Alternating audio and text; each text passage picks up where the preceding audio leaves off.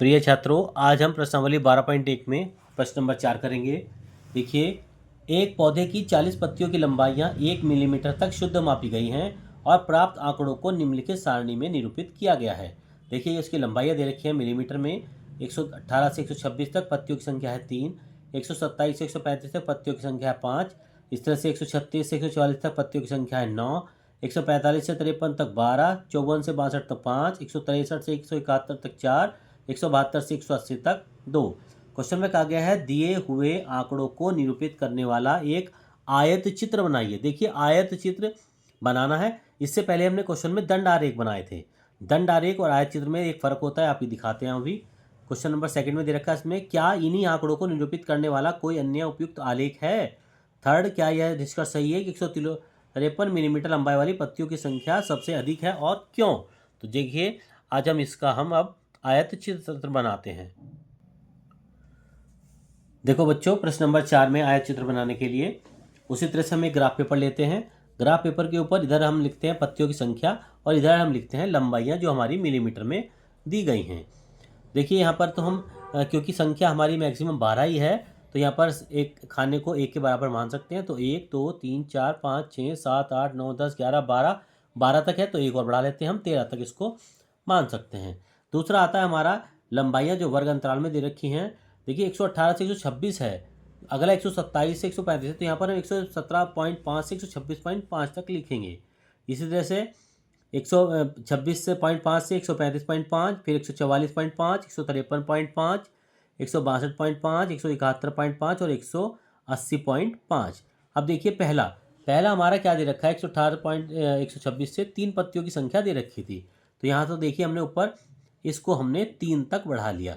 कहाँ से? 117.5 से 126.5 के बीच में यहाँ तक। उसके बाद 127.35 से 127 से 135 वाली पे 5 दे रखा था, हमने इसी को ऊपर बढ़ाते हैं आगे 5 तक। अगले से अभी तक हम जब दंड आरेख बना रहे थे तो ये खाना अलग बनाया जाता था, उसके बाद एक छोड़ के दूसरे खाने से हम आरेख को बनाते थे। लेकिन जब हम आयत चित्र बना रहे हैं, आयत चित्र में इस तरह से मिली हुई भुजाएं सारी होती हैं।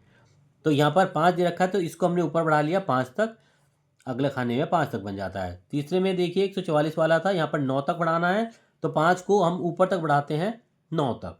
9 तक बढ़ाने के लिए इसको फिर यहाँ मिलाया जाता है। उसके बाद 153 वाली संख्या थी 12 तक, इसको और ऊपर बढ़ा लिया, यहाँ पर 12 तक ले जाते हैं इसको हम। 12 तक ले जाने के बाद फिर नीचे यहाँ मिलाते हैं साथ में। उसके बाद 5, देखिए 5 हमारा यहाँ तक था, तो इसी से हम यहाँ पर अलग से नहीं कोई खींची जाती, 5 हम यहीं से मिला के इसको नीचे हम मिला देते हैं। उसके बाद दे रखा है 163 से 171 तक 4, इसी तरह से यहाँ पर हम 5 के बाद नीचे 4 दे रखा है, तो 4 से मिला के नीचे 171.5 पे मिला दिया जाता है। उसके बाद लास्ट हमारा दे रखा है 2, तो 2 देखिए यहाँ दे रखा है, इसको हम 2 से यहाँ पर भी मिला देते हैं। इस तरह से हमारा ये एक आयत चित्र तैयार हो जाता है। आयत चित्र और दंड आरेख में फ़र्क यही है, दंड आरेख हमारा अलग अलग का बन जाता है और एक आयत चित्र जो है हमारा इस तरह से मिला के बनाया जाता है। देखिए, सेकंड में क्या पूछा था उसने, क्या इन्हीं आंकड़ों को निरूपित करने वाला कोई अन्य उपयुक्त आलेख है। जी हाँ है, बिल्कुल है। और वो कौन सा है? वह है हमारा बारंबारता बहुभुज। इसी तरह से क्या यह सही निष्कर्ष है कि 153 मिलीमीटर लंबी पत्तियों की संख्या सबसे अधिक है। 153 मिलीमीटर लंबी वाली पूछी है, यानी कि अंतराल जो है 145 से 153 जो है, इसमें अधिकतम पत्तियों की संख्या हमारी कितनी है? 12 है। ये देखिए, सबसे बड़ी जो जा रही है हमारी, उसी के बारे में इसने पूछा है। तो ये बच्चों, आज प्रश्न नंबर 4 का आप ग्राफ बनाकर ग्राफ की कॉपी में तैयार करिए।